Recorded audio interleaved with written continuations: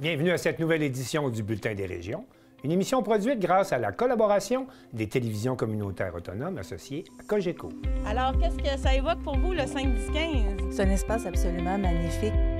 C'était des belles professions dans ce temps-là? J'ai fait 40 ans, madame. Non. Je vois l'homme comme un arbre parce que l'homme prend racine comme l'arbre. Avez-vous l'impression qu'il y a une relève pour ça? Est-ce qu'il y a des jeunes qui vont... pour pas que ça se perde? C'est cette année que ça vaut vraiment la peine de venir au marché public.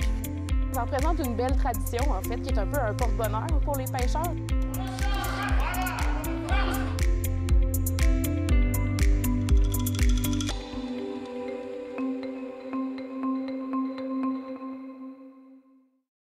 Au sommaire pour vous cette semaine. À Forestville, on veut boycotter les produits américains. À Vaudreuil-Soulanges, comme partout au Québec, la réforme du système de collecte sélective permet de récupérer plus et mieux. À New Richmond, on rencontre deux passionnés qui brassent du kombucha en harmonie avec la nature. À L'Îlet-sur-Mer, un concert bénéfice pour l'église Notre-Dame de Bon Secours, construite en 1768. À Amqui, dans le cadre du mois de l'histoire des Noirs, la soirée Enchantée Afro-Vallée fait salle comble. À Grondines, on lance l'exposition virtuelle Grondines, terre de roches et de battures. En Gaspésie, on recherche vos souvenirs des salles de cinéma aujourd'hui disparues. À Sainte-Anne-des-Monts, on enseigne et on partage la culture du hip-hop. Mais pour commencer cette émission, on va se rendre à Baie-Saint-Paul, où les éducatrices du Centre de la petite enfance ont tenu, comme partout au Québec, une deuxième journée de grève. Monsieur Larivière, de TVCO, est allé à leur rencontre pour connaître leurs revendications. 13 000 employés des Centres de la petite enfance du Québec ont tenu une seconde journée de grève ce jeudi 6 février 2025, alors que les avancées issues des négociations entre le gouvernement et le syndicat semblent minimes. L'équipe de TVCO a rencontré un groupe d'éducatrices de Baie-Saint-Paul afin d'en apprendre davantage sur leurs revendications. Présentement, on est en négociation. La convention collective est échue depuis presque 2 ans maintenant. À la fin du mois de mars, ça va faire 2 ans que la convention est échue. Bien, nous, on demande les augmentations de salaire pour être équitable aux autres services qui sont offerts dans les autres secteurs d'emploi, comme la commission scolaire. Les secteurs, il y a un écart de 6 de l'heure dans le bas de l'échelle. Fait qu'en partant... les éducatrices qui se forment ou qui ne sont pas intéressées à venir travailler dans les services de garde parce qu'on s'entend qu'entre choisir entre un salaire de 21 de l'heure ou de 27 de l'heure, pour le même travail, on va choisir celui peut-être un petit peu plus payant. Les éducatrices réclament également un soutien bonifié du gouvernement en ce qui concerne les problématiques jeunesse.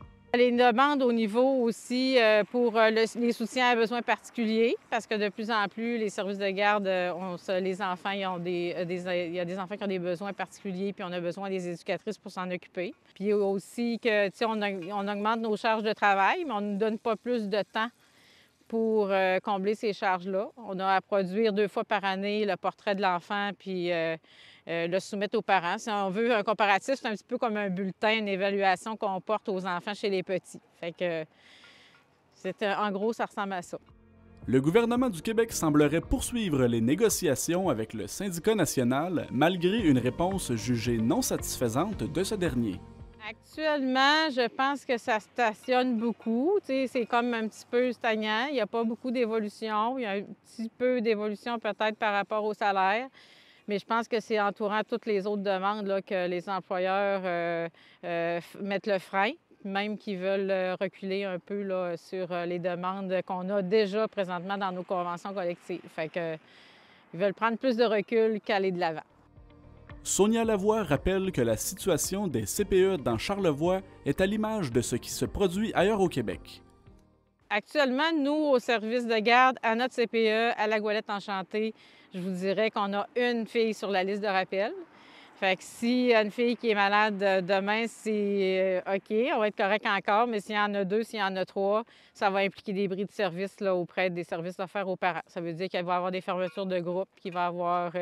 Présentement, il n'y a pas eu de fermeture de groupe. On a toujours réussi à combler, à soit changer des enfants de groupe pour toujours en respectant les ratios. Par contre, pour arriver à offrir le service aux parents. Mais éventuellement... parti sur la voie qu'on est parti, ça se pourrait que dans les mois prochains, faut pas qu'il y ait de gros virus qui passent actuellement. La déléguée syndicale estime que les conditions actuelles pourraient avoir des répercussions à long terme sur la relève professionnelle dans les centres de la petite enfance. Actuellement, il y a peu ou pas d'éducatrices qui se forment pour travailler dans les services de garde. Nous, à Baie-Saint-Paul, des personnes formées qui viennent déposer leur CV dans les derniers mois, on n'en a pas vu. C'est sûr que nous, on veut faire reconnaître notre travail, ça fait qu'à quelque part, qu'est-ce qu'on recherche, c'est des gens formés. Fait que c'est ça, il y a beaucoup de services qui est offert de la part du gouvernement. Ils essaient d'aller chercher des nouvelles éducatrices, mais en offrant comme la formation, l'option formation-travail. Chez nous, on n'en a pas actuellement là, qui veulent le faire. Sonia Bélanger soutient que les parents qui sont affectés par les journées de grève comprennent le contexte dans lequel les éducatrices évoluent. Je pense qu'ils sont solidaires avec nous. Ils comprennent vraiment le travail qu'on fait. Mais en même temps, oui, c'est difficile peut-être de trouver des ressources une journée. Mais comme je te disais tantôt, si on pense au bris de service qui pourrait être possible, c'est un moindre mal comparativement à peut-être que, qu'il pourrait y avoir de te faire dire à chaque jour, aujourd'hui, c'est dommage, mais peut-être que tu vas être obligé de revenir chercher ton enfant, j'ai pas de service à t'offrir parce que j'ai pas d'éducatrice.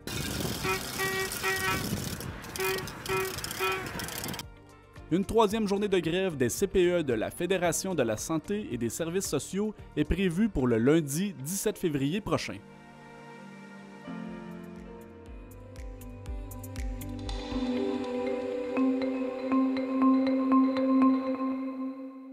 Je rejoins maintenant Joanie Godreau à Forestville pour faire le tour des dossiers locaux. Joanie, bonjour. Bonjour, Martin. Bonjour. Tout d'abord, parlons du conseil de ville de Forestville. Il y a eu une résolution pour boycotter les produits américains. Oui, la résolution n'est pas adoptée encore, mais la mairesse de Forestville a lancé un message clair là, à la dernière séance qui se tenait le 11 février. Donc, elle demande vraiment aux citoyens là, de faire attention puis de se consacrer à l'achat local d'abord et avant tout. C'est en lien nécessairement avec les décisions là, de Donald Trump aux États-Unis. Comme l'a mentionné la mairesse, ça semble loin de nous quand même, ces décisions-là, mais elle croit que chaque citoyen doit faire sa part et les élus aussi veulent faire leur part, comme tu le mentionnais, en adoptant une résolution qui va leur permettre de boycotter les produits américains. Joanie, est-ce qu'on sait s'il y a beaucoup d'entreprises dans le secteur de la Haute-Côte-Nord qui dépendent de l'économie américaine? Nous, c'est sur la Côte-Nord, c'est sûr qu'on a les entreprises comme Alcoa et Alouette qui sont dans le secteur de Bécomo et Sept-Îles qui, eux, doivent vraiment travailler avec l'aluminium. Donc, les tarifs auront certainement des impacts. Pour le moment, les employés continuent quand même à faire leur travail comme habituellement. C'est ce qu'on leur demande. Mais on est quand même dans un climat d'incertitude en ce moment. C'est pour ça que les élus de la Haute-Côte-Nord, même si c'est pas nécessairement à Bécomo ou Sept-Îles, veulent prendre action et leur action pour eux au niveau municipal, c'est vraiment de boycotter les produits américains et d'inciter leurs citoyens à faire attention, que ce soit à l'épicerie, par exemple, de prendre encore plus leur temps pour regarder la provenance des produits et axer sur les produits québécois et canadiens. Par ailleurs, le conseil municipal et à Forestville, là comme ailleurs, il y a une crise du logement chez vous. Il y a des nouvelles mesures qui ont été mises en place pour favoriser la construction de logements. Oui, exactement. Donc, la ville de Forestville est une des municipalités de la Haute-Côte-Nord qui a le plus de problématiques en matière de logement. La mairesse est au courant, on porte des actions, mais maintenant, à la dernière séance, les élus ont mentionné travailler sur un nouveau règlement. Il n'a pas été adopté encore parce qu'ils ont seulement donné l'avis de motion pour le moment, mais les élus travaillent sur ce projet de règlement-là. Il est à l'étude avec les avocats pour que ça respecte la loi. Mais l'important, c'est de dire que ça va être un programme d'aide financière pour les promoteurs. Donc, pour les promoteurs privés? Oui, les promoteurs privés qui vont pouvoir profiter d'une réduction de taxes. La mairesse, pour le moment, parle sur un horizon de 3 ans, donc un crédit de taxe de façon dégressive. C'est ce qu'on mentionne, mais ça se peut que ça change, là, aller jusqu'à l'adoption. On parle peut-être au mois de mars de pouvoir être en mesure d'adopter ce nouveau règlement-là. Ça ressemble à quoi, la pénurie de logements à Forestville? Bien, c'est sûr qu'on a beaucoup de personnes qui manquent, qui peuvent pas se loger. Donc, on a même l'itinérance cachée là, qu'on appelle depuis 1 an ou 2. Donc, on est vraiment rendu à ce point-là. Donc, c'est pour ça que les élus veulent vraiment agir en ce sens. Puis, ils pensent que, justement, en faisant cette nouvelle mesure-là, que le milieu va devenir plus attractif pour les promoteurs privés parce qu'on en a quand même pas beaucoup. Donc, on aimerait vraiment que ces promoteurs-là choisissent Forestville pour pouvoir faire des projets de logement locatifs pour pouvoir aider la population à se loger convenablement parce qu'on parle aussi de beaux logements, là, pas seulement des logements sociaux ou des logements délabrés, là, comme on peut en trouver également. Par ailleurs, à l'occasion de cette séance du conseil municipal, il y a des étudiants du cégep qui ont été sensibilisés à la démocratie municipale. Comment ça s'est passé?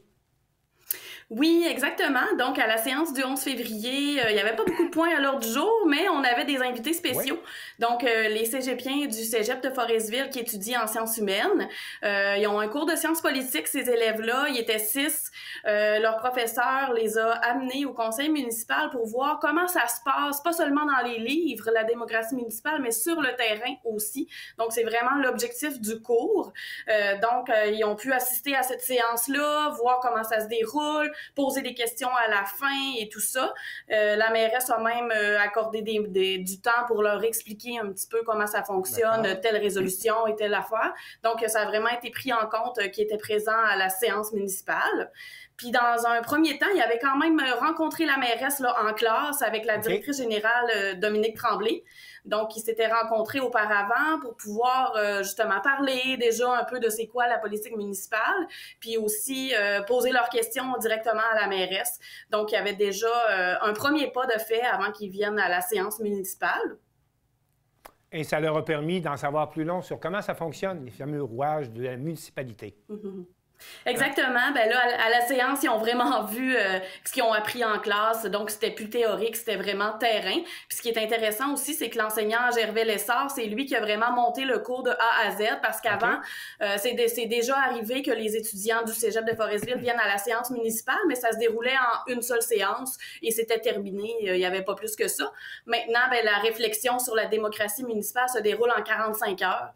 Donc, il y a vraiment plus de temps accordé à ça. Moi, d'ailleurs, en tant que journaliste, je suis allée les rencontrer en classe pour leur parler d'actualité locale. Donc, c'était aussi une partie de la démocratie parce que l'actualité, les journalistes et tout ça, on fait partie aussi de cette démocratie-là. Absolument. Donc, j'ai été leur montrer un peu le rôle des journalistes dans le traitement de l'actualité municipale. Donc, c'était un autre volet intéressant pour eux. On apprenait plus tôt cette semaine que le Festival de la chanson de Tadoussac faisait face à un important déficit. Vous pouvez nous en parler? Oui, exactement. Le Festival de la chanson de Tadoussac a célébré son 40e anniversaire l'année dernière. Mais cette année, ils font face à un défi important, c'est qu'il y a une subvention au niveau du fédéral qui n'a pas été renouvelée, une subvention de 100 000 $, ce qui est quand même pas un petit montant. Donc, ça joue un rôle important dans le budget de cette année 2025. C'est même pas celui de l'an prochain, c'est pour se préparer 1 an d'avance. C'est vraiment celui de cet été. Donc, ça les dépenses, pour bien se comprendre, les dépenses étaient engagées, puis on leur a annoncé qu'il y avait 100 000 de moins de prévus dans le dernier festival. Exactement. C'est même que ça fonctionne là, au niveau des festivals. Ils ne sont pas les seuls. D'ailleurs, il y a d'autres festivals qui font face à ce genre de défi-là. Mais je pense que pour cette année, c'est eux là, qui sont dans une des pires situations, malgré qu'ils s'en sortent assez bien. Ils vont lancer là, une campagne de sociofinancement prochainement. Ça va être leur moyen d'essayer de s'en sortir, d'essayer de boucler le budget là, du dernier festival. Production. Est-ce qu'on sait quels sont les impacts pour le prochain festival? Pour le 41e? Ben là, tout ça parle du 41e. Là. On parle vraiment de celui de 2025.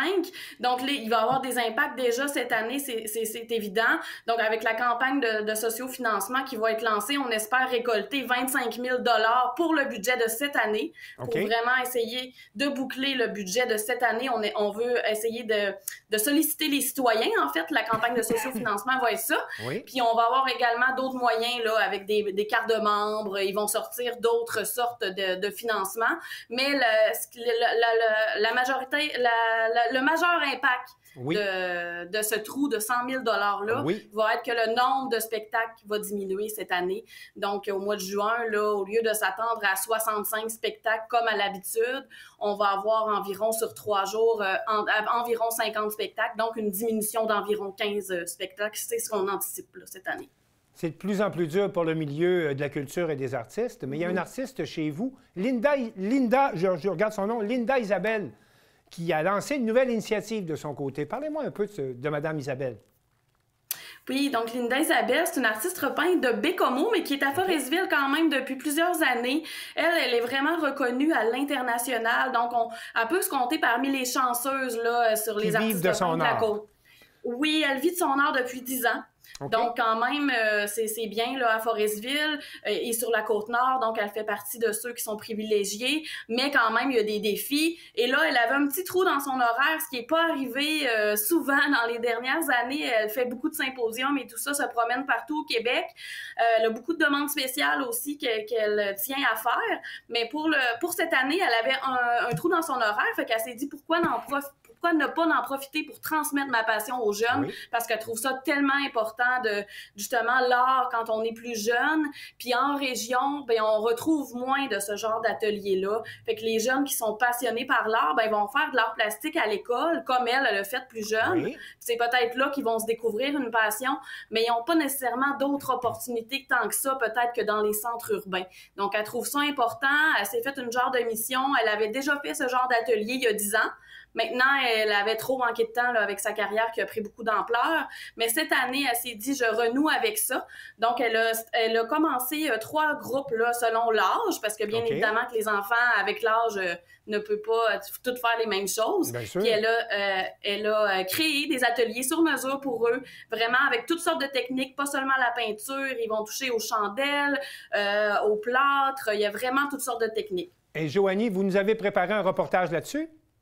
Oui, je suis allée rencontrer Linda Isabelle dans son atelier. Elle s'est fait un plaisir de nous raconter ces fameux ateliers qu'elle va donner aux jeunes. Donc, on regarde ça. Oui, on écoute le reportage et je vous dis merci beaucoup, Joanie, et à bientôt. Merci beaucoup. 3 groupes de jeunes élèves prennent place dans l'atelier de l'artiste de Forestville depuis le début du mois de février. Ensemble, ils s'adonnent à différents types d'art selon leur âge et la créativité de leur mentor durant 6 cours.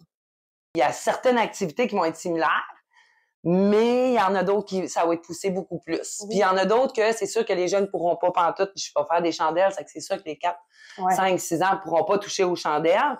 Par contre, les plus vieux vont pouvoir le faire avec moi. Par la suite, là, les parents, ben là, ça va être à eux de gérer le côté là, de les allumer puis d'en profiter à la maison avec les jeunes.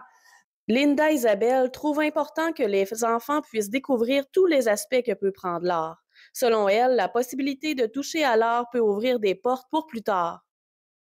On va faire des chandelles, on va faire du savon, on va vraiment toucher à plein de choses qui n'est pas nécessairement toutes reliées au bricolage, mais qui touchent à l'art finalement. Là. À la fin de la série d'ateliers, les participants repartiront à la maison avec des œuvres, bien entendu. Toutefois, une petite exposition pourrait être aussi organisée à l'atelier de Linda Isabelle pour montrer tout le talent des jeunes artistes. Ce n'est pas la première fois que l'artiste peintre originaire de Bécomo offre des ateliers à des enfants. Elle avait déjà tenté l'expérience il y a une dizaine d'années. Elle s'en fait parler encore aujourd'hui et la demande était encore bien présente. Elle profite donc d'une période un peu plus tranquille dans sa carrière pour renouer avec cette activité qui lui plaît énormément. Là, cette année, ça fait à peu près 2-3 ans que les galeries sont plus présentes avec moi, en fait, qui collaborent avec moi. Ça m'a permis justement d'avoir un petit peu plus de temps. Okay. J'ai quand même des commandes spéciales, mais le fait que l'atelier soit justement sur 3 jours pendant la semaine, bien, ça me permet là, moi, de continuer mon travail là, sans que ça soit... sans que ça joue là, de ce côté-là. Pour le bien de l'apprentissage, Linda Isabelle a limité le nombre d'inscriptions par groupe. Il ne reste qu'une seule place à combler chez les plus jeunes. Sinon, tous les groupes sont complets. Afin d'offrir la possibilité de suivre les ateliers créatifs de l'artiste foresvilloise, de généreux donateurs ont offert une séance de 6 ateliers à des jeunes dans le besoin. C'est ainsi que 2 participants ont pu joindre les groupes. Linda Isabelle continue de vivre de son art. Elle partira cet été sur la route des symposiums à travers la province.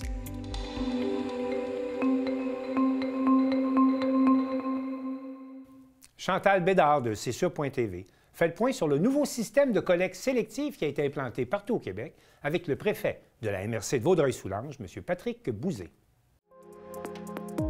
Depuis le 1er janvier 2025, des changements importants ont été apportés à la collecte des matières recyclables dans le cadre de la modernisation et de l'uniformisation du système de collecte sélective par le gouvernement du Québec. C'est sur la télé a voulu savoir en quoi consistent les impacts pour les citoyens de Vaudreuil-Soulanges. Qu'est-ce que ça signifie, modernisation des collectes sélectives? Bien, en fait, déjà, au départ, c'est maintenant Éco-entreprise Québec qui gère les collectes sélectives au Québec. L'objectif est de récupérer plus de matière que ce qui se faisait auparavant, notamment les catégories. Maintenant, les catégories de plastique 1 à 7, les styromousses, comme les barquettes. Enfin, l'objectif est d'aller chercher le plus de matière à recycler possible. Qu'est-ce qui a amené à ce changement? Bien, le gouvernement du Québec veut, c'est-à-dire pas de nationaliser, mais standardiser les opérations à la grandeur de la province. Ici, on le faisait très bien, mais c'était pas le cas nécessairement partout au Québec. Il faut se rappeler que la MRC de Vaudreuil-Soulanges était une pionnière dans les matières recyclables. On fait de la collecte de matières recyclables depuis les années 90. Qu'est-ce qui est ajouté ou qu'est-ce qui est modifié pour Monsieur Tout-le-Monde quand il va faire le tri de ses déchets chez eux? Il y avait une forme de complexité derrière le recyclage auparavant, surtout pour ce qui concerne les matières qui étaient faites de plusieurs types de matières différentes, par exemple. Les sacs de chips en est un exemple, ou d'autres types de contenants emballages qu'on peut trouver dans les épiceries pour les aliments. Mais vraiment, l'objectif maintenant, c'est de dire, on va les mettre dans le bac bleu. Et justement, ça va être l'objectif du gouvernement et de Éco-entreprise Québec de trouver des débouchés pour ces matières-là, pour s'assurer qu'ils sont sortis des centres d'enfouissement, qu'ils puissent être réutilisés et qu'on retrouve la matière, mais la valeur dans ces matières-là. On avait plastique 1, 2, 3, jusqu'à 7. Il y a des certains emballages qui n'avaient juste pas de numéro. On les prend tous? C'est ça l'objectif maintenant, c'est vraiment de tous les prendre et de simplifier le message et de dire maintenant le fardeau, oui, il faut continuer à faire un bon tri des matières, continuer à uniquement mettre des contenants emballages imprimés, éviter de mettre des vieux souliers, des brosses à dents, des choses comme ça, évidemment. Il y a toujours les éco-centres sur le territoire pour, ça peut être les vieux meubles, des résidus de construction. Donc ça, ce côté-là demeure inchangé? Il n'y a pas de changement. Les éco-centres sont toujours propriété des villes. Ici, on a 4 éco-centres sur le territoire. Et ça, c'est toujours une compétence qu'on a à la MRC. Si les gens veulent plus d'informations pour ce qui est accepté, ce qui n'est pas accepté, même si presque tout est accepté, à quel endroit qu'on peut avoir cette information? Sur le site de la MRC, l'outil Tricycle, qui est la meilleure référence, puis vous allez avoir, tout est catégorisé, ce qu'on peut faire, ce qu'on ne peut pas faire. Ouais.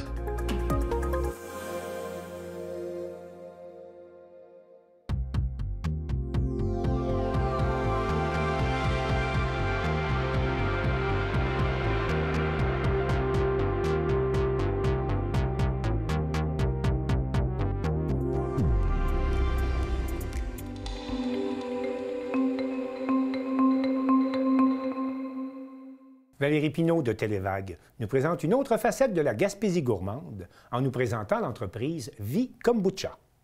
Anouk, ça vient où l'idée d'avoir créé votre entreprise Vie Kombucha? L'idée, dans le sens que nous, on fait du kombucha depuis, personnellement, depuis quasiment 15 ans, tu sais. Puis ça a commencé, c'est que moi, je faisais de l'arthrite quand j'étais jeune, OK? Puis, quand j'ai rencontré Benoît, qui est copropriétaire avec moi dans l'entreprise, qui est mon copain aussi, lui, il essayait de trouver des solutions pour, aider pour mes douleurs, tout ça, puis au niveau de l'alimentation, on s'est mis là-dessus, puis on a trouvé que le kombucha, ça avait beaucoup de propriétés anti-inflammatoires, ça aidait la flore intestinale, le microbiote, tout ça. Fait qu'on s'est mis à brasser notre propre kombucha. En tout cas, moi, ça m'a vraiment aidé, mais parmi tant d'autres choses. Puis après ça, on a déménagé en Gaspésie. Puis on a fait goûter notre kombucha à des amis, puis tout ça. Puis tout le monde disait, mon Dieu, mais il est donc bien bon, votre kombucha. Fait que là, on était comme, tu sais. Puis on est 2 entrepreneurs à la base. On a fait d'autres entreprises aussi. Puis tu sais, nous autres, ça nous prend pas grand-chose de nous allumer, là. Fait que là, ce qu'on a fait, on s'est dit, crime, on va en brasser en plus grande quantité. Fait que là, on s'est loué un petit local, puis ça a commencé comme ça, avec nos fonds personnels. Puis, tu sais, on a appris sur le tas. Là, on a commencé, je pense, en 2018, là, si je me souviens bien. Là. Okay. Puis, fil en aiguille, ça a grandi. Puis là, on est rendu dans des plus gros locaux à Carleton-sur-Mer. On distribue à travers la Gaspésie par Servab, qui est notre distributeur qui collabore avec nous. Puis, on a aussi de quoi de super génial. Depuis la pandémie, on a décidé de faire la livraison à domicile. Le même principe que le laitier dans le temps. On va porter des caisses de 12 ou de 24. Puis après ça, la personne va garder ses bouteilles. Puis à la prochaine livraison, nous, on ramasse les bouteilles, puis on les lave, puis on les remplit. Fait que ça, on a gardé ça depuis la pandémie. Puis ça marche super bien. On livre à toutes les 3 semaines de nouvelles à Bonaventure. Puis on a aussi une super collaboration avec la fleuriste, l'agenda fleuriste à Maria. Elle a un char électrique, puis ça livre des fleurs. Fait qu'elle fait notre rhum de kombucha aussi en même temps. Le kombucha, à la base, faire simple de même, c'est une boisson de thé fermenté. Le sucre sert à faire une fermentation. On ajoute des bactéries, des levures d'un autre kombucha. Fait que c'est du kombucha qui fait du kombucha. On entretient, c'est pareil comme un levain quand on fait du pain. Fait qu'à partir de là, ben, le kombucha va fermenter. On laisse fermenter, nous, personnellement, 9 jours, mais on a déjà essayé 7 jours, on a déjà essayé 14 jours, mais c'est personnel à chacun. Plus ça fermente longtemps, plus ça devient vinaigré ou acidulé, parce qu'il y a plusieurs acides dans ça. On trouve que le kombucha est comme bien balancé après 9 jours. Puis après ça, ben nous, on retire ça des cuves, on le refroidit, on ajoute nos ingrédients, on fait des infusions à froid pendant 1 semaine, 2 semaines, et après ça, on peut l'embouteiller. Le kombucha maison n'ont pas l'équipement pour ça, mais ils peuvent refermenter en bouteille pour qu'il soit pétillant. Nous, on l'ajoute avec des bonbonnes de CO2. Comme ça, c'est plus stable, puis commercialement, c'est plus viable aussi. Les premières 4 saveurs qu'on avait, c'était vraiment des saveurs de base, là. Tu sais, on avait miel, gingembre, on avait thé vert. Thé vert, c'est simplement, genre, le kombucha à l'état pur avec du thé vert dedans, plus une autre infusion de thé vert à froid. Puis après ça, on avait mangue orange, puis on a rajouté un petit peu de houblon. Puis après ça, on s'est mis, genre, à comme brainstormer, puis être plus créatif, parce que là, on contrôlait plus, là, le kombucha lui-même. Fait que dans le sens que ce qu'on fait, nous, on cueille nos propres ingrédients. Oui. Ouais. Puis on a un kombucha aussi qui s'appelle le Gaspésien, puis que tous les ingrédients, ben tu sais, les ingrédients qui sont là-dedans, c'est des herbes qu'on cueille autour de Carleton, là.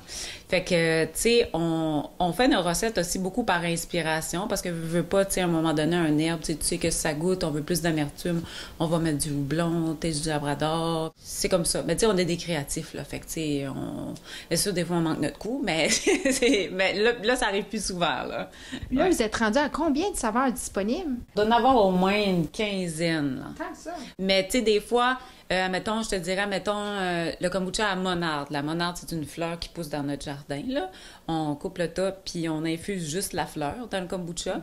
Mais là, celle-là, mettons, tu sais, quand il n'y en a plus, quand j'ai plus ma réserve de monarde, comme là, il n'y en a plus, on est en janvier, ben là, il va falloir attendre à l'été. Okay. Fait que, tu sais, disponibles, ils ne sont pas disponibles à l'année. On y va selon, tu sais, la disponibilité, ce qui nous reste, là. Pour ce qui est des vertus du kombucha, c'est difficile à dire parce que c'est pas notre domaine, mais généralement parlant, c'est une boisson qui est faible en sucre, mais qui est quand même sucrée, mais qui est, je dirais, 5 fois, 6 fois moins sucrée qu'une liqueur traditionnelle. Fait que c'est une bonne alternative. Sinon, ben, tu sais, ça reste une infusion de thé. Le thé est très bon, je pense que c'est polyphénol, puis comme il y a plein d'antioxydants. Puis après ça, ben, la fermentation elle-même crée des probiotiques qui sont super bons pour le microbiote, la digestion. Puis quand on parle de digestion, ben souvent ça implique plein de bienfaits, là, parce que si tu digères pas bien, tu files pas bien, t'as pas d'énergie, tu vas faire de l'inflammation, tu vas peut-être être malade, mauvaise humeur. Fait que ça change plein de choses pour ça. Puis en plus, je lisais à un moment donné que l'acide lactique, qui est créé par le kombucha, était comme l'acide de la bonne humeur. Fait qu'en tout cas, ça peut donner un petit boost des fois, là. Vous pouvez nous contacter sur notre Facebook, Vie Kombucha, puis s'informer sur la livraison, là. On livre à toutes les 3 semaines. Okay. Fait que ça, d'habitude, c'est bien indiqué. Puis Puis aussi, il y en a aussi dans tous les commerces. La plupart des commerces en Gaspésie, là, il y en a. Informez-vous, puis la plupart, il y en a. Ça se retrouve toujours dans les coins réfrigérés parce que le kombucha, ça soit réfrigéré en tout temps. Le nôtre, il est juste en Gaspésie. Juste avant la pandémie, on essayait d'aller à l'extérieur, mais veut pas, avec les coûts, tout ça, tu sais. On est mieux de rester plus petit pour nous, là, notre idée, rester plus petit dans notre région, puis toucher le plus de gens, puis le faire connaître.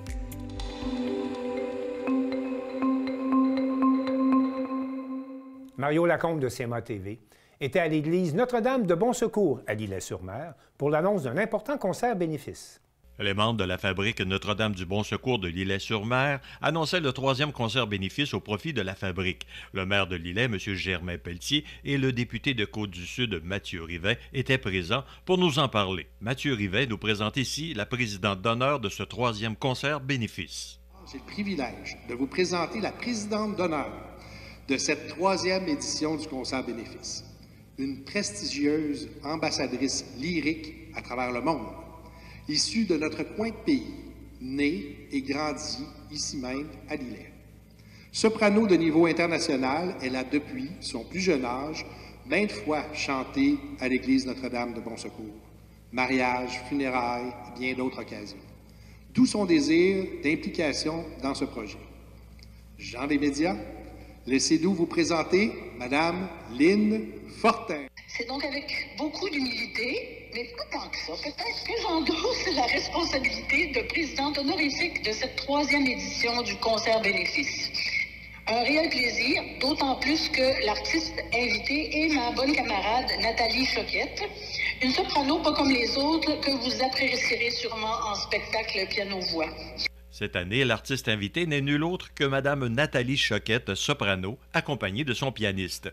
Ce spectacle de style cabaret en formule piano-voix, où la diva allie avec brio les belles chansons d'autrefois aux grands airs d'opéra. Ce spectacle aura lieu jeudi le 8 mai à 20h. Pour information et réservation des billets, communiquez au 88 247 5103. Tous les profits de ce spectacle bénéfice iront pour couvrir les coûts d'entretien et de réparation de la belle église de Notre-Dame du Bon-Secours à l'Îlet-sur-Mer. Rappelons que ce monument architectural fut construit en 1768. Elle renferme des trésors en ornements, tableaux et artefacts religieux. Mario Lacombe à l'Îlet-sur-Mer pour CMA TV. Information.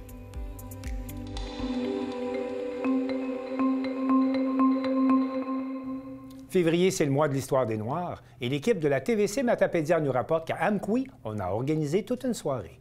Le mois de février est le mois de l'histoire des Noirs et dans le cadre de ce mois thématique, la MRC nous offrait une superbe soirée enchantée sous le thème Afro-Valley, soirée enchantée.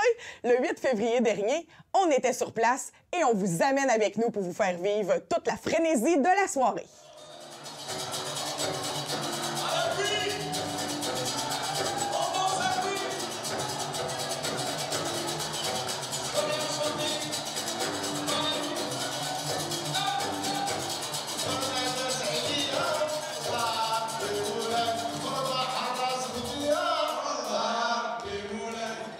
Je suis en compagnie de deux des organisateurs de la soirée, Rachid, qu'on connaît depuis longtemps dans la Matapédia, et Younes.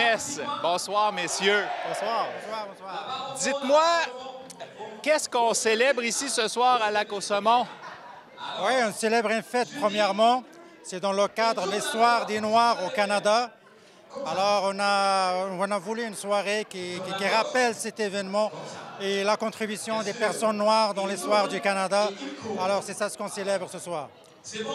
Est-ce que vous êtes prêts? C'est toute une organisation, c'est grandiose.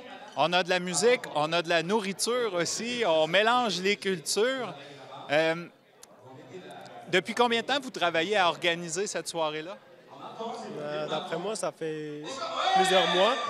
On est en train de faire des vidéoconférences, des rencontres physiques pour bien organiser, pour que tout ça se passe bien, cette soirée, pour tout le monde être content.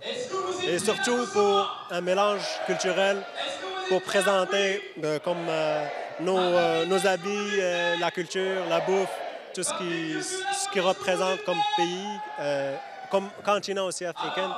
Et l'histoire des Noirs, c'est ça. On sent derrière qu'il y a beaucoup d'animation.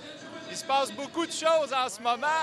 On a tout un animateur de foule. Rachid, c'est vraiment une formule gagnante pour les spectacles. Il a un historique d'animation. C'est son métier, en fait, de principe.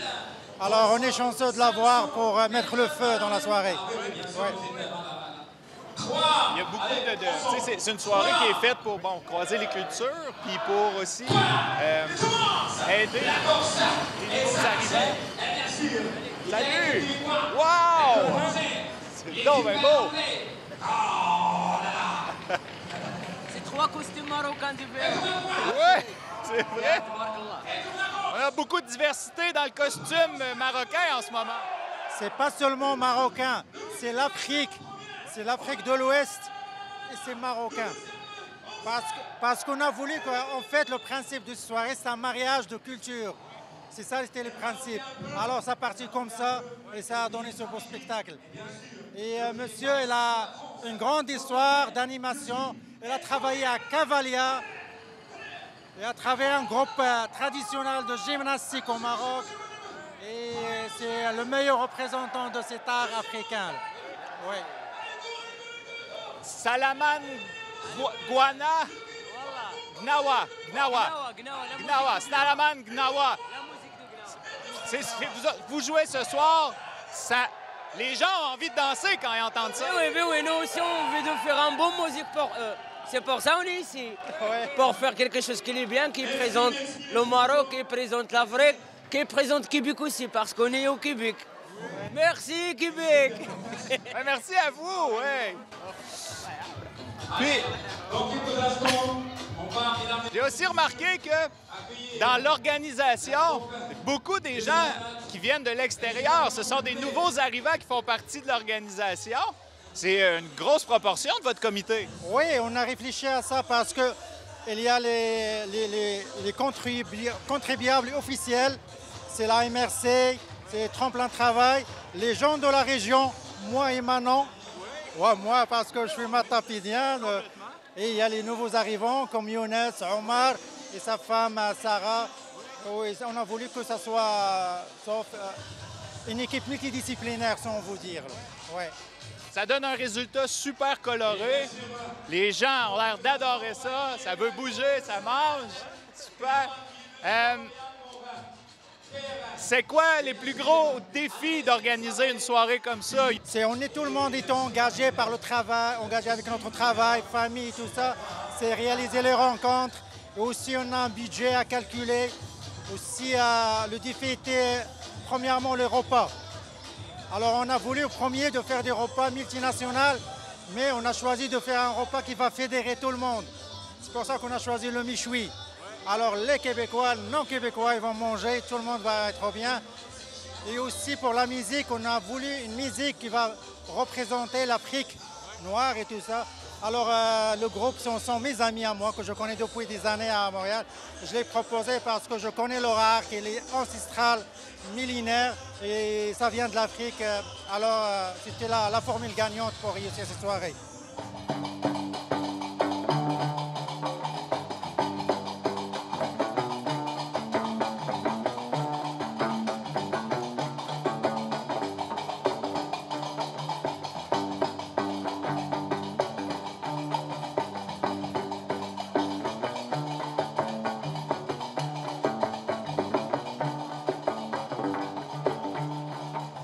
Donc, on va avoir Salaman Gnawa qui va revenir, puis c'est DJ Serran qui va nous compléter ça avec... je pense qu'il est en train de se réchauffer en ce moment. C'est ça, oui. C'est ça. Je tiens de souligner que le groupe était très content de l'accueil et ils ont été surpris comment dans la vallée on organise les choses, comment ça se passe. Ils ont été surpris, ils sont contents. Super, ben c'est super bien parti. Merci beaucoup pour votre travail. Excellent. Ça fait plaisir, merci.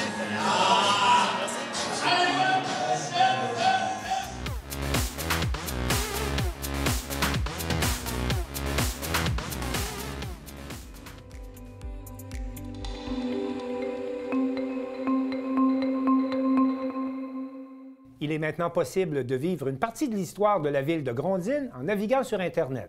Un reportage de Philippe Papillon de CJSR. L'organisme Culture et Patrimoine Deschambault-Grondines a inauguré un nouveau musée virtuel afin de faire découvrir l'histoire de Grondines aux internautes.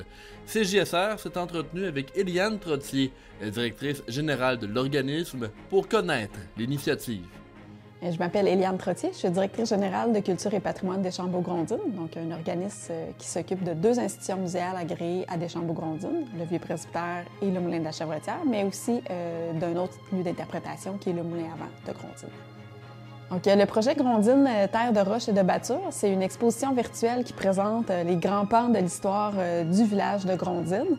Donc, on est plus dans un récit qu'une chronologie, là. Donc, ce qu'on veut, c'est mettre en valeur vraiment l'identité grondinoise à travers des anecdotes, mais aussi, bien sûr, là, les grands éléments de l'histoire grondinoise. En fait, la formule web, on l'a développée pour pouvoir aller plus loin en termes de récits puis de partage d'images d'archives. Nous, dans nos lieux, on présente des expositions permanentes qui sont davantage liées au lieu lui-même. Bien sûr, on parle de l'histoire de Grondines ou de Deschambault dans les lieux que nous opérons, mais la formule web permet vraiment d'aller plus loin en termes de contenu et de sortir un peu des bâtiments eux-mêmes là, que nous interprétons. Suite au succès du musée virtuel de Deschambault en 2013, Culture et Patrimoine Deschambault-Grondines s'est donné la tâche d'en créer un pour Grondines. Ce n'est pas notre premier projet virtuel. En fait, on en a fait un en 2013. C'était le contexte du 300e anniversaire du village de Deschambault à ce moment-là. Donc, on a fait un musée virtuel sur l'histoire de Deschambault. Et tout de suite après cette expérience-là, le conseil d'administration, l'équipe de Culture et Patrimoine Deschambault-Grondines s'est dit « ça nous en prend absolument un aussi pour le secteur de Grondines ». Donc, rapidement, on s'est attelé à la tâche. C'est un projet qui a pris quand même pas mal de temps à réaliser parce que, contrairement au secteur Deschambault, dans les archives de l'organisme, on n'avait pas beaucoup de matériel. Dans les années 70-80, les gens qui nous ont précédés au sein de Culture et Patrimoine Deschambault-Grondines avaient fait des récoltes d'archives. Donc, on était parti de ça pour faire le musée de Deschambault, chose qu'on n'avait pas pour Grondines. Donc, la première étape, ça a vraiment été la collecte d'archives. Donc, il y a eu un appel à tous au sein de la population et beaucoup de gens ont partagé des archives privées, donc des photos de leur collection personnelle. Et ça a été aussi un exercice de documentation de cette iconographie-là. Il y avait des fiches là, qui accompagnaient les photos pour qu'on sache de quoi il s'agit. Et par la suite, on a engagé une chargée de projet pour définir une structure du musée virtuel, rédiger les textes, aller plus loin dans les entrevues aussi avec certaines personnes en fonction des contenus qui étaient déterminés. Le musée virtuel de Grondines est accessible de 2 manières différentes. Voici à nouveau Éliane Trottier. Il y a 2 façons, je dirais, d'accéder au projet. Présentement, il est déjà en ligne. Donc, une façon simple, c'est de se rendre directement sur le site de CPDG, culturepatrimoinedg.com. Donc, dans l'onglet « À visiter », il y a une section « Exposition ». Et au bas de cette exposition-là, sont présentés des liens vers nos 2 expositions virtuelles, donc soit celle sur Deschambault qu'on a réalisée il y a un certain temps et la toute nouvelle sur Grondines. Sinon, c'est un site qui a été soutenu par Musée numérique Canada. Donc, eux, ils ont une plateforme qui regroupe tous les projets qui ont été réalisés à travers leur programme. Donc, en se rendant là, on peut y aller aussi. Sinon, bien, évidemment, il y a une adresse pour s'y rendre, c'est histoire avec un S de chez nous.ca. Donc, ça, c'est la plateforme des musées numériques. Et après ça, bien, on peut chercher Grondines là, dans le moteur de recherche et ça apparaît facilement. Donc, quand on arrive, ça, c'est la page d'accueil. C'est de cette façon-là dont ça se présente. Donc, il y a un texte d'introduction, bien sûr. Et pour commencer à lire les récits, on peut commencer à lire l'histoire ici ou c'est la même chose là, si on va à Histoire en haut là, dans l'onglet. Donc, ça se présente de cette façon-là, c'est-à-dire qu'il y a un menu sur le côté et chaque section est présentée plus au centre. Évidemment, les récits, on les a construits dans un certain ordre logique, donc c'est pensé pour que ça puisse être lire en ordre, mais ce n'est pas obligatoire non plus. Donc, si vous avez des intérêts particuliers pour, par exemple, la section sur les magasins généraux, vous pouvez tout à fait y aller directement, puis vous allez la comprendre sans avoir lu ce qui précède. Donc, il y a quand même pas mal de sections. Et à la fin aussi, pour ceux qui s'intéressent de façon plus précise à l'histoire grondinoise avec des dates, par exemple, il y a le résumé historique là, qui vient faire une synthèse qui résume un peu tout ça. Puis sinon, c'est vraiment plus par thème. Puis il y a aussi la section galerie. Dans le fond, ça regroupe énormément de photos, soit des images qui sont déjà insérées dans les textes qui sont présentés, ou des fois, il y a des petits bonus. Là. Donc, c'est le fun aussi de juste parcourir la galerie photo. Par contre, évidemment, là, il n'y a pas les textes qui mettent tout ça en contexte. Donc, en cliquant sur les photos, bien sûr, on peut les voir plus grosses. Et ce qui est sympathique, c'est qu'on voit toujours la source. Donc, par exemple, ici, c'est une archive qui vient d'une collection privée, c'est bien sûr mentionné. Et puis, pour terminer, je mentionne que le site aussi est entièrement traduit en anglais. Donc, un visiteur anglophone peut avoir accès au même contenu. C'est le cas là, pour tous les musées, les projets soutenus par Musée numérique Canada. Il est possible pour toute personne intéressée de consulter les 2 musées de culture et patrimoine de Deschambault-Grondines gratuitement, que ce soit en français ou en anglais. C'est un reportage de Philippe Papillon avec la narration de Danick Julien.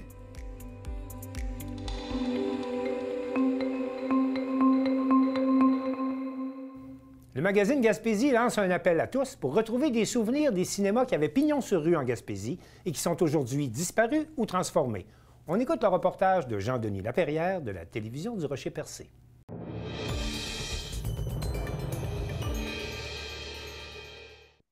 Alors, le magazine Gaspésie est déjà en préparation de son numéro pour cet été et lance un appel à collaboration à la population sur le cinéma. Donc, on va en parler avec Marie-Josée Lemaire-Clapette, directrice en chef, pas directrice, mais rédactrice en chef du magazine Gaspésie. Bonjour. Bonjour. Ça va bien? Ça va très bien, vous? Oui. Donc, j'ai dit sur le cinéma, mais en fait, c'est plutôt sur les cinémas et les cinéparcs de la Gaspésie. Oui, exactement. En fait, quand on a commencé à penser à ce thème-là, je pensais au cinéma dans le sens large, mais je me suis rendu compte rapidement qu'il y a eu tellement de salles de cinéma, de projections de films ambulantes en Gaspésie, de cinéparcs, etc., que juste en focusant sur les salles, si je peux m'exprimer ainsi, on avait amplement de matériel. Donc, en effet, c'est sur les cinémas et non sur le cinéma comme art. Tu parles de cinéma ambulant, c'est quoi tu veux dire? C'est des... on s'arrête dans un lieu pour faire des projections, puis on continue plus loin? Ou? Oui, en fait, il y avait beaucoup de villages qui n'avaient pas de cinéma ou de salle de projection. Donc, souvent dans les sous-sols d'église ou dans la salle communautaire du village, soit que les gens avaient comme un projecteur, puis ils projetaient, en fait, faisaient une soirée cinéma, soit qu'il y avait c'est ça, je les appelle, là, c'est un surnom que je leur ai donné, là, mais des projectionnistes ambulants, c'est qu'ils se promenaient d'un village à l'autre pour proposer, en fait, c'est ça, des soirées cinéma pour les lieux qui n'avaient pas de salles récurrentes. Donc, une fois de temps en temps, là, on projetait des films dans des salles de fortune, si je peux m'exprimer ici, pour donner quand même le plaisir aux gens d'aller aux vues, comme ils disaient. Là. C'est pourquoi avoir choisi ce sujet-là pour votre prochain numéro? Bien, en fait, le magazine Gaspésie, on traite l'histoire sous tous ses angles possibles. Donc, on essaie d'offrir aux gens une variété de thèmes dans une année. Donc, des fois, on a des trucs plus historiques, un peu plus scientifiques, où là, on voulait vraiment comme aller dans la section culture-art. On a traité plusieurs sujets à travers le temps, puis le cinéma l'a été très peu. Donc, de fil en aiguille, comme je dis, le sujet s'est précisé, puis on en est venu aux salles de cinéma, mais je pense que déjà, là, ça sollicite vraiment l'intérêt des gens. Ça rappelle beaucoup de souvenirs. C'est quelque chose qui est très accessible. Là. Tout le monde est déjà allé au cinéma. Donc, voilà, on avait envie de faire un clin d'œil à un aspect peut-être un peu plus artistique de l'histoire là, pour ce numéro-là. Il n'y a pas juste les cinémas, il y a aussi les cinéparcs. Exactement. En effet, puis ça a été très populaire. Ça l'est encore. Ça a perduré plus longtemps en Gaspésie que dans beaucoup de lieux ailleurs au Québec. Donc, c'est un aspect important et je peux déjà vous dire qu'on va avoir quelque chose là-dessus. Donc, ça va être intéressant, là, justement, des sorties familiales dans les voitures et tout ça. Là, il y a quelque chose d'un peu exotique. Moi-même, j'en ai fait l'expérience souvent quand j'étais jeune, puis j'en garde des très bons souvenirs. Là. En tout cas, il y a le Cinéparc Paradiso aussi, ici à la sortie de Grande-Rivière. Là. Exactement. Ça fonctionne encore très bien. Oui, tout à fait. Je suis bien au courant de ça. Donc, en effet, on va aborder le sujet. Il y en avait un à Saint-Marguerite aussi, un peu avant Gaspé. Mais oui, celui que vous mentionnez reste dans les annales, si je peux m'exprimer ici. Là. Est-ce qu'il y a des personnalités liées au cinéma et cinéparc de la Gaspésie qui pourraient être présentées en numéro? En fait, c'est une excellente question. Là, on est dans les tout débuts de production du numéro, mais si les gens pensent à quelque chose, ça me ferait plaisir de l'entendre. Soit, comme vous me l'aviez mentionné, là, un propriétaire plus marquant, disons, de salle de cinéma et de cinéparc. On sait déjà que souvent, celui qui possédait le cinéparc avait aussi un cinéma. Ça allait généralement de pair. Mais je pense aussi peut-être à la visite de quelqu'un d'important ou un événement, une inauguration de film particulièrement marquante ou avec des personnalités connues parce que, je ne sais pas, ça traitait de quelque chose en particulier.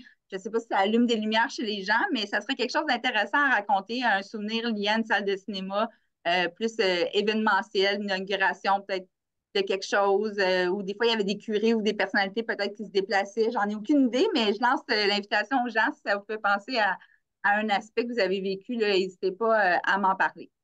D'ailleurs, c'est quel type de contribution que les gens peuvent donner?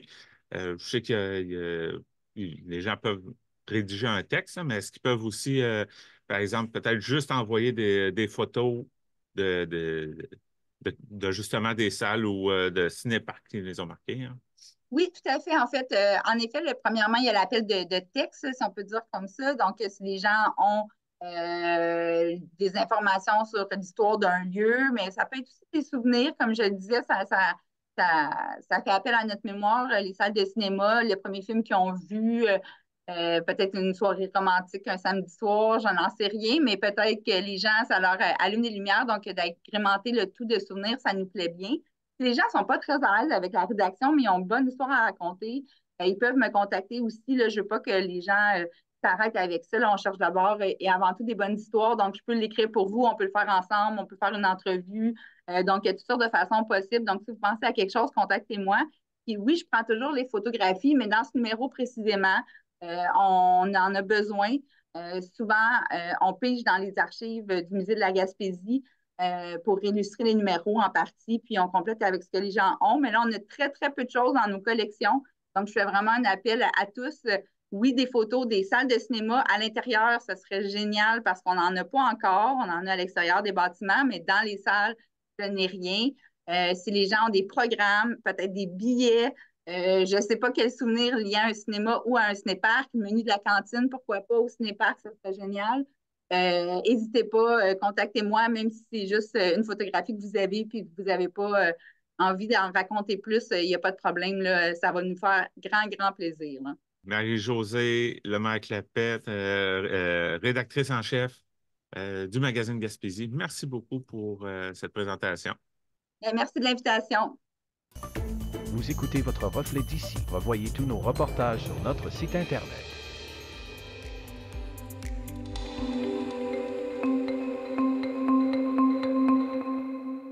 La télévision de la Haute-Gaspésie nous présente un reportage sur une série de spectacles qui permet l'enseignement et le partage de la culture hip-hop. D'où ça vient, cette idée-là, de faire une tournée gaspésienne de hip-hop?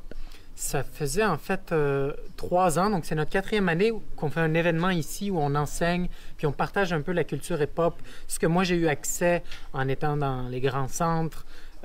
Et puis je voulais faire découvrir un peu cette culture-là, pas juste comme elle se voit à la télé, mais aussi comment on la vit entre nous, puis les valeurs qui sont derrière, l'histoire qui est derrière.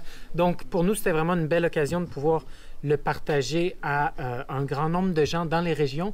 Et puis au fil des années, on a ajouté des villes, des écoles, des centres communautaires, des théâtres. Donc là, ça continue de grossir dans l'Est du Québec et on espère que ça se poursuive encore plus loin.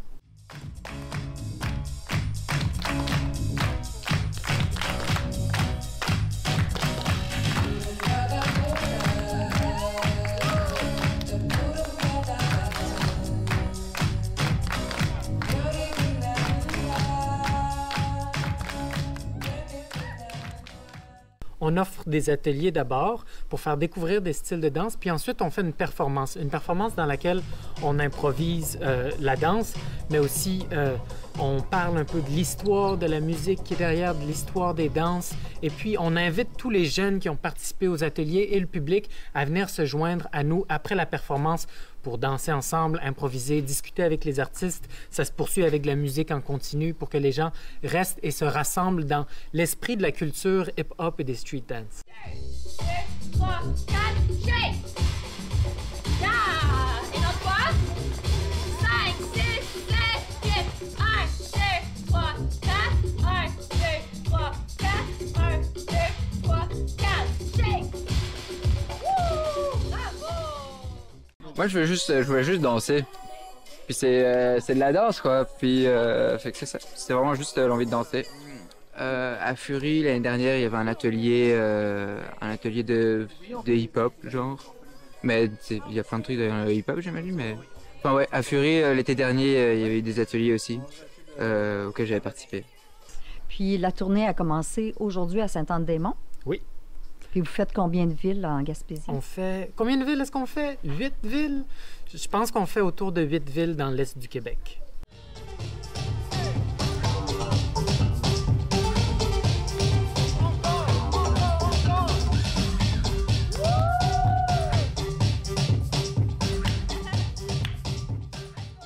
Du DJing, ben, il y a beaucoup de pitons, je ne vais pas tous les expliquer, mais en gros, le DJing, ça permet de faire des boucles de répétition dans une chanson ou de faire des transitions plus fluides d'une chanson à une autre. Donc, ça permet à la cadence de rester présente pour qu'on n'arrête pas la danse entre chaque chanson. Donc, on a des volumes différents, puis on peut changer des fréquences aussi pour enlever les basses fréquences ou les hautes fréquences, puis ça permet de mettre des fois 2 chansons en même temps, 3 chansons en même temps, puis qu'elles se mélangent bien ensemble. Et puis c'est un outil qui a vraiment été utilisé dans l'histoire pour rassembler les gens autour de la musique.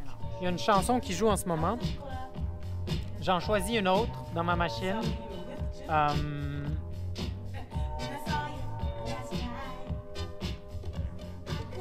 Et puis, à partir de là, il faut que j'utilise mes écouteurs pour m'assurer que les rythmes coordonnent ensemble.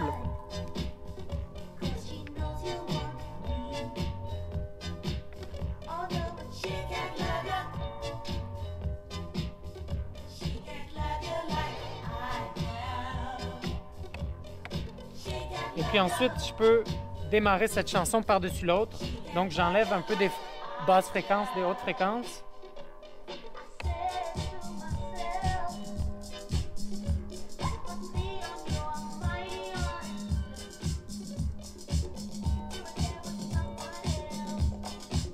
Je peux mettre un petit écho sur la chanson qui jouait avant. Et puis là, on en a une nouvelle qui est partie. Donc voilà, la musique s'est pas arrêtée, puis les deux se sont combinés ensemble. On a été chanceux, on a eu la chance cette année de te voir à l'émission Révolution. C'est toute une expérience. Peux-tu m'en parler un petit peu? Oui, ben, c'était une super belle expérience. Pour moi, j'ai rencontré plein d'artistes super intéressants qui venaient de différents milieux de danse, différents styles de danse.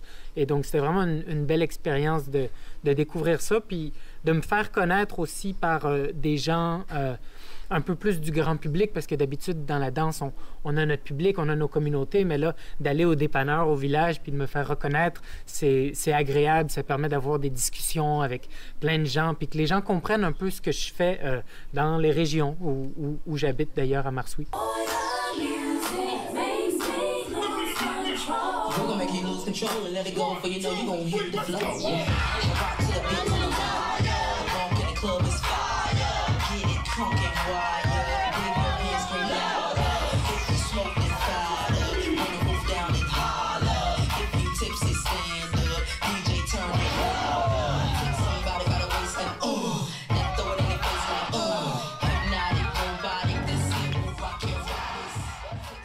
J'ai rencontré l'amour à Marsouilles et puis donc je développe toutes sortes de projets depuis pour passer du temps là-bas. Et puis c'est sûr que les montagnes, la mer, c'est pas désagréable. Et puis les gens, les petites communautés, c'est vraiment une autre manière d'interagir. Moi, j'ai grandi en ville, j'ai connu seulement les grandes villes, donc de découvrir cette nouvelle manière d'entrer en contact dans petits lieux, des petits villages, tricotés serrés, comme on dit, c'est vraiment inspirant. La danse, j'ai commencé ça très jeune. J'ai eu de la chance, j'avais un voisin qui faisait du break.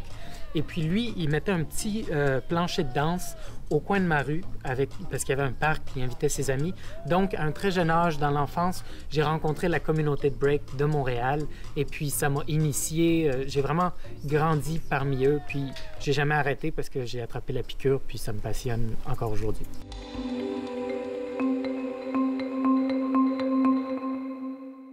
C'est tout pour le bulletin des régions cette semaine. J'espère que ça vous a plu. Je remercie toutes les stations de télévision participantes et je vous dis à bientôt.